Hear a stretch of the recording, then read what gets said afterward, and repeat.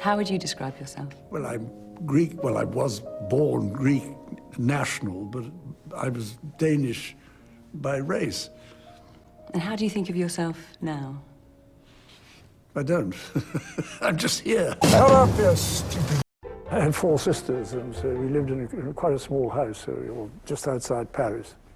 And I went to an American sort of child school, or whatever you call it. Were you French-speaking then, or English-speaking? French and English, yes. No, we had an English nanny, and the family spoke about 4 languages. You got a bit confused, because when you started off a conversation in English, and then somebody couldn't remember the word, so they said it in French.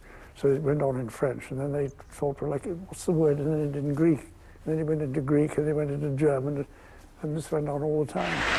We greet you all with your own motto, Cymru am beef.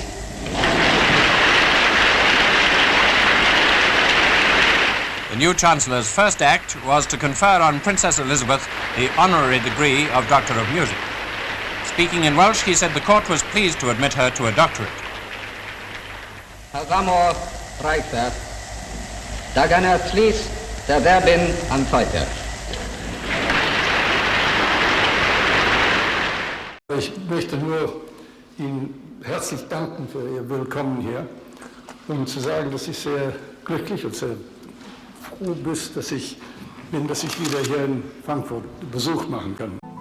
Nachdem ich heute Rügen ein wenig kennengelernt habe, muss ich feststellen, dies ist eine Insel, auf der ich mich auch zu Hause fühlen konnte. He came to stay with us in our little cottage, where he signs Philip, and he wrote under address, no fixed abode, which really says it all. What made you want to create the Duke of Edinburgh's award scheme? Well, I didn't want to create it. Believe it. He said, my boy, I want you to start an award scheme. I said, thanks very much. It'd be quite easy to claim that this was all part of some deep-laid scheme. But I'm afraid I have to admit that it all came about because I was asked to start off the Olympic Games in Melbourne, where I made, if I may say so, the best speech of my life, which is exactly 5 words. I declare open the Olympic Games of Melbourne, celebrating the 16th Olympiad of the modern era. Media is a professional intruder. It wouldn't work if it did. That's what it's doing all the time. So you can't complain about it. You get a bit anxious.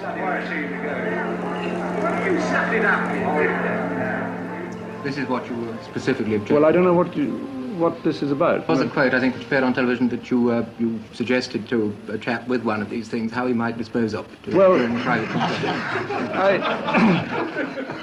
I'm delighted he took it down. I hope he did it. Tree huggers. Bunny hugger. Any signs of intelligence? Well, so what? Is that a yacht? I mean, they're not going to do a song and dance with it. World's most experienced plaque unveiler. World's greatest expert in plaque unveiling. I've been here before and opened practically every other building. And if you go on doing this, you're going to have to change the name of the college. Oh, Lord, is this locked too? You've locked us into this place. The thing that begins to worry me is you've got no excuse to die anymore. There's one thing about children going to school. They go to school because the parents don't want them in the house.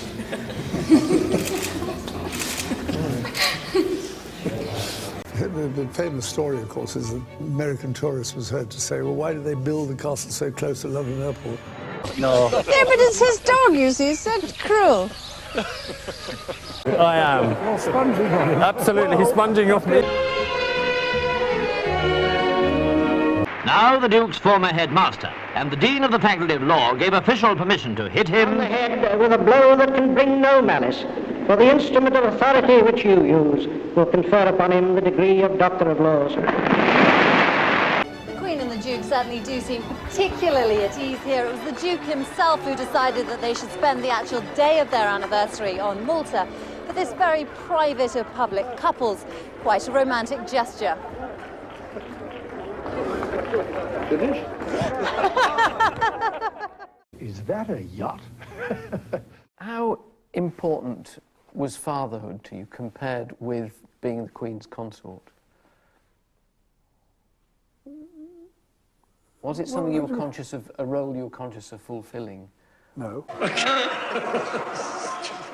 I mean, I was a father. Like all families, we went through the full range of pleasures and tribulations of bringing up children. I'm naturally somewhat biased, but I think our children have done rather well under very different and difficult and demanding circumstances.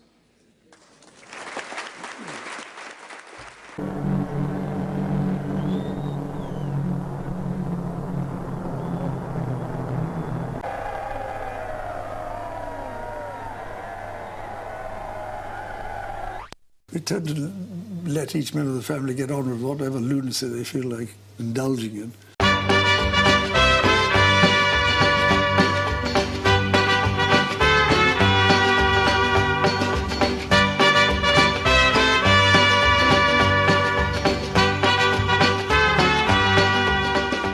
I had to bribe them across. I sent my groom across the other side with a jar of sugar, which he shook it. He decided to get their feet wet. But I had a stupid accident here, for instance. The Duke was competing in the hazard section when he had this spill. He just crossed a bridge when he appeared to lose control of the ponies. Oh, you idiot! And the wheel went over it, and I got pitched out completely. As he took a sharp left turn, the Duke was thrown. Oops, over the top.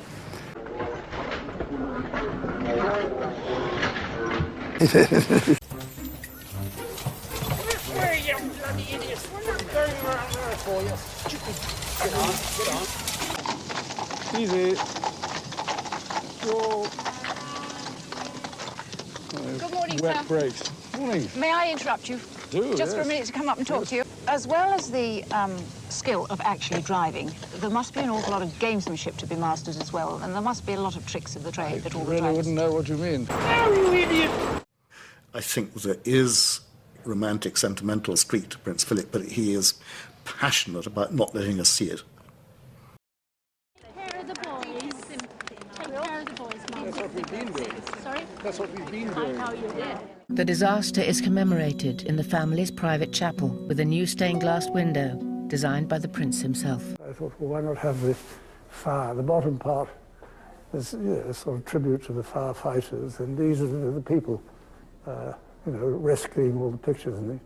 And I thought it'd be fun to put smoke sort of turning into trees with the castle emerging at the top. Britannia was rather special as far as we were concerned because we were involved from the very beginning, and so it's really rather a wrench to see her go. What were your feelings when the Royal Yacht was decommissioned? Sad. Do you think it was the right thing to do? No. Bloody idiot. I toyed with the idea of going to the RAF, but my uncle persuaded me to try the Navy. And I had to sit the civil service exam to get into as a special entry cadet, and went to Dartmouth in '39, I suppose. How difficult was it to relinquish it when the Queen acceded to the throne? Well, Well, come on. I mean, how long's a piece of string? I don't know how difficult it was. Was it difficult? It was naturally disappointing because I'd just been promoted to commander. And in fact, the most interesting part of the naval career was just starting. But then equally, if I stopped and thought about it, being married to the Queen, it seemed to me that my first duty was to serve her in the best way I could. I, Philip, will become your liege man of life and limb, and of earthly worship. And faith and truth I will bear unto you, to live and die, against all manner of folk, so help me God.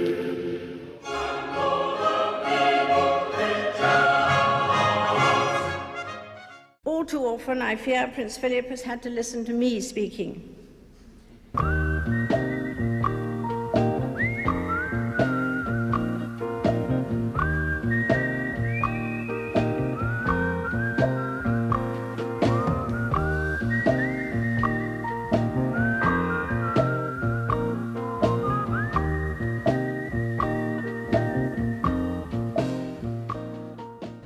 is someone who doesn't take easily to compliments, but he has quite simply been my strength and stay all these years.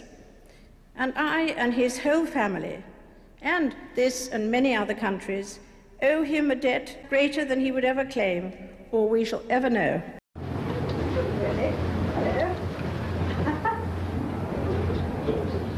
After 50 years of experience, I find there's a great temptation to give advice. The trouble is that no two marriages are quite alike. However, I think that the main lesson that we've learned is that tolerance is the one essential ingredient of any happy marriage. It may not be quite so important when things are going well, but it is absolutely vital when things get difficult. And you can take it from me that the Queen has the quality of tolerance and abundance. The Duke has separate engagements elsewhere, and he's running late. But he still needs permission to leave. We're running half an hour late. Do you mind if I go on? Because I've got to get to... We'll go ahead.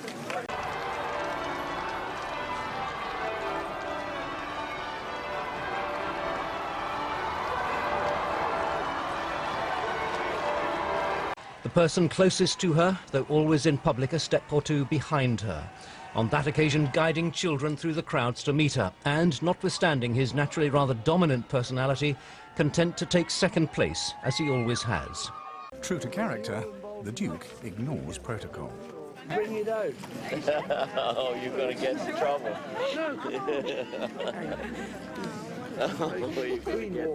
You're going to get in all sorts of trouble here. I mean, life's going to go on after me. If I can make life marginally more tolerable for people who come afterwards, or even at the time, I'd be delighted.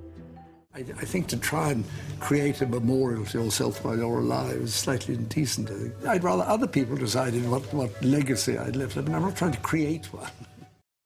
Well, you've just heard what His Royal Highness the Duke of Edinburgh has had to say.